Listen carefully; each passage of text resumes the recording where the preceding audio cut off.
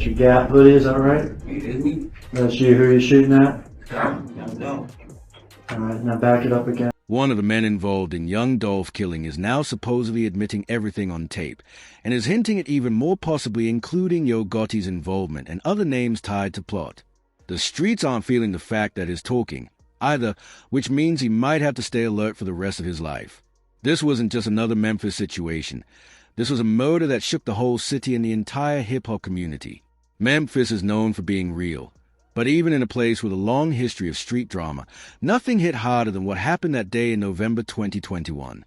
Young Dolph, one of the most respected and self-made artists the city ever produced, was taken out in broad daylight while stopping at Makita's Cookies, a spot he'd been supporting for years. This wasn't a random act. This was a message 22 rounds fired at a man who built his own empire without bowing to anyone. The surveillance footage showed two masked shooters pulling up in a white Mercedes, hopping out with weapons, and firing relentlessly before speeding off like nothing happened. The police moved fast, eventually arresting Justin Straight Drop Johnson, Cornelius Smith, Hernandez Governakis of organizing the hit and Jamaica Johnson, who allegedly helped these men escape and collect payment. But everyone knew these four weren't the whole story. Someone bigger wanted Dolph gone. And to understand who might have been behind it, you have to look back at one of the deepest rivalries in Memphis rap history, Young Dolph versus Yo Gotti. Their beef wasn't a simple exchange of diss tracks. It was years of tension, crews clashing, shootings, betrayals, and real street danger. It all started around 2014 when Gotti allegedly tried to sign Dolph, but Dolph refused, choosing to stay independent and build Paper Route Empire on his own terms. According to Dolph, Gotti didn't take that rejection lightly, and things escalated from there. The tweets, the disrespectful songs, the album King of Memphis, and especially Dolph's track play with Yo added fuel to a fire that was already burning. And when disrespect gets that personal in the whole world never say that when they egging on the beat. When everybody put on a song, everybody egging out, nobody don't be saying that. We feel like that right now. That's the point where the back and forth rap tension turned into something much darker. In Memphis, a city built on street codes, neighborhoods, and long histories of beef, public disrespect doesn't just stay on and it spreads into the real world fast. When you challenge someone's name, ego, or reputation in a place where credibility means everything, it's only a matter of time before somebody decides to react outside the booth. And unfortunately, that's exactly how things unfolded, not once but multiple times. The first major incident happened in February 2017 during CIA weekend in Charlotte, North Carolina. On February 25th, more than 100 shots were fired at Young Dolph's bulletproof SUV in what looked like a carefully planned attack. Whoever wanted him gone wasn't playing around. The only reason Dolph walked away untouched was because he invested in a bulletproof vehicle, otherwise that day could have ended tragically. But the violence didn't stop there. Just 7 months later, in September 2017, Dolph was shot multiple times outside the Loews Hollywood Hotel in Los Angeles and ended up in critical condition. Early rumors tied Yo Gotti to the situation simply because he was staying at the same hotel, but Lapp publicly stated he wasn't a suspect. One of Gotti's associates, Corey McClellan, was arrested but later released and never convicted. Fast forward to September 2024, when Justin Straight Drop Johnson's trial finally began nearly 3 years after Dolph's death. The entire Memphis street scene had eyes on that courtroom because this wasn't just another routine case. This was a situation people believed might reveal deeper layers of the long-standing tension in the city's rap world. Johnson was facing charges including first-degree murder, conspiracy, and possession of a firearm as convicted felon charges that could put him away forever. Prosecutors, led by Shelby County Assistant District Attorney Paul Hagerman, presented surveillance footage of two masked men stepping out of a white Mercedes, phone data placing suspects near the scene, and ballistic evidence linking weapons to the crime. But the biggest shift in the trial came from co-defendant Cornelius Smith, who agreed to cooperate. His testimony brought intense attention because he didn't just describe his involvement, suggested that the situation might have involved people with higher status or influence. Smith's statement were allegations made under oath during the trial, not confirmed facts, but they immediately raised new questions about the deeper conflicts and connections surrounding the case.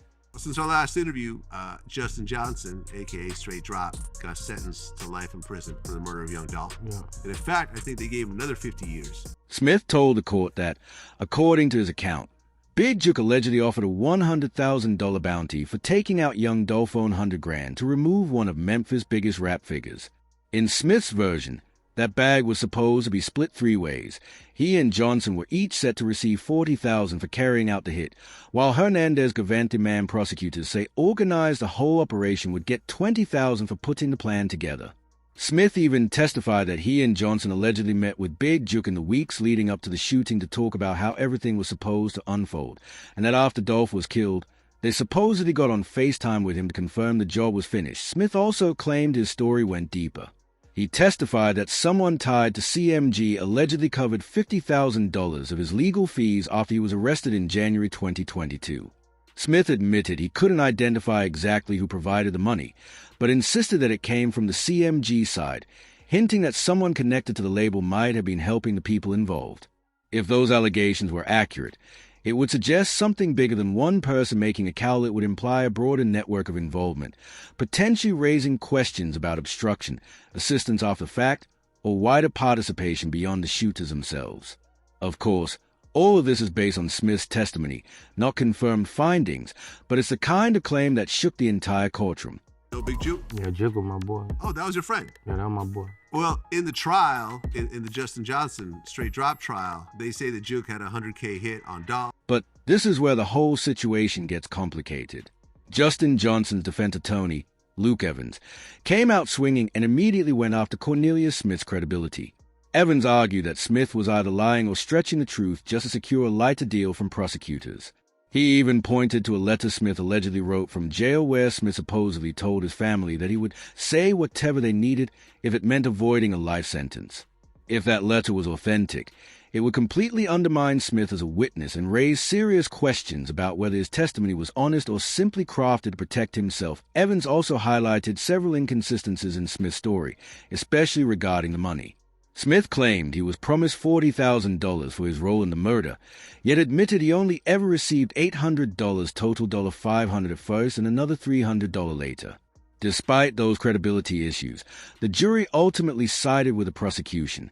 On September 26, 2024, Justin Johnson was convicted on every charge: first-degree murder, conspiracy to commit first-degree murder, and possession of a firearm as a convicted felon.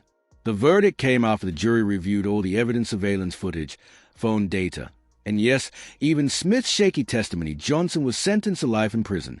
In Memphis, that means he must serve at least 51 years before being eligible for release. He is around 30 years old now, so even if he survived every year of that sentence, he wouldn't see freedom again until he was roughly 81. In other words, his life on the outside is essentially finished. How did you feel when Straight Drop got sentenced to the murder? I don't feel no type of way. I don't put myself in that like that. I kill myself. But even with Justin Johnson's conviction bringing some closure to young Dolph supporters, it also opened the door to a new wave of questions about who else might have been connected to the conspiracy. Because if parts of Cornelius Smith's testimony about Big Juke were considered credible enough for the jury to weigh, people naturally started wondering, who else knew what? Who else might have been involved? And the biggest unanswered question hanging over everything: did Yo Gotti have any knowledge of what his brother was allegedly doing, or was he completely unaware? As of now, there's no public evidence tying Yo Gotti directly to planning or authorizing any type of hit. Every allegation centers on Big Juke, not Gotti. But Big Juke wasn't just any relative. He was Gotti's blood brother and heavily involved in the CMG circle. Then, in January 2024, months before Smith's allegations surfaced in court, Big Juke was shot and killed outside a Memphis restaurant during a repass. Nobody has been arrested in that case. Some people in the streets whispered that it was retaliation for young Dolph, possibly connected to people on the Paper Route Empire side. But there's no proof of that either. The timing of Big Juke's death is significant, though, because it means he never had the chance to answer Smith's claims, deny them, clarify them, or potentially reveal who else was involved. His death effectively removed a key figure who might have been able to fill in major gaps. Another central figure is Hernandez-Govan, the man accused of organizing and coordinating the hit. Govan pleaded not guilty and was ultimately found not guilty in August 2025. Court records and social media activity suggested he had strong ties to both Yo Gotti and Big Juke. But, again, there's no public evidence linking him to Yo Gotti regarding the murder plot. The allegations directed at him focused on his relationship with Big Juk. Govan reportedly turned down a plea deal and chose to fight the case at trial, maintaining that he had nothing to do with the murder. Then you have the fourth defendant, Jamaica's Justin Johnson's half-brother, who took a plea deal in June 2023 on accessory charges. He admitted he helped the shooters escape and helped move payments around afterward. His testimony also referenced messages where Smith asked about Big Juk, which matched parts of Smith's story. But since Jamaica is cooperating to reduce his own sentence, his statements also have to be viewed carefully. He has strong reasons to give prosecutors information they'll find useful. Investigators even looked into whether anyone else in Yo Gotti's circle might be connected, including CMG artist Black Youngster, who was involved in the 2017 Charlotte incident. And in early 2022, when Johnson and Smith got arrested, reports surfaced that they hired attorney Arthur Horn, a lawyer who had previously represented both Gotti and Black Youngster. That raised a lot of eyebrows, but Horn later dropped them and publicly stated he wasn't hired by CMG or on their behalf. Still, that brief link added another twist to an already tangled case. The biggest lingering question is this: if Cornelia Smith was telling the truth about Big Juk offering a $100,000 payout, was Juk acting alone, or was someone else aware of what was happening? And with Big Juk gone, that question might never be answered. The lack of direct evidence involving Gotti, combined with Juk's death before he could ever give his side, leaves a huge hole in the story. One of the most debated points is Smith's claim that someone tied to CMG dropped $50,000 on his legal fees. If that were accurate, it would suggest involvement that went beyond just one person acting independently. But the claim is vague, and nothing publicly confirms who paid what, or even whether the payment happened the way Smith described. In Memphis street culture, it's also not unusual for associates or distant connections to put up legal money if they fear someone might flip, so even that detail has multiple possible explanations. Another strange piece of the puzzle is a massive gap between the alleged $100,000 bounty and the tiny $800 Smith says he actually received. That isn't a small difference, that's a complete mismatch. If someone truly offered 40 racks for a hit, and the shooter ended up with barely enough for PlayStation, you'd expect anger, retaliation, or at the very least a refusal to stay loyal. Smith cooperating with prosecutors while claiming he got shorted raises questions about whether the amount he was promised was ever real, whether it was exaggerated, or whether circumstances changed after the shooting, especially with Big Juk dying 2 years later. The IT also makes the whole idea of a highly organized CMG back hit seem less convincing. If there really was a $100,000 budget and another $50,000 for legal fees, you'd imagine the operation would have been cleaner and the shooters properly paid. Instead, the sloppy handling and tiny payout make the situation look much more chaotic and disorganized, possibly pointing to something smaller and more personal than the major, structured conspiracy that Smith described.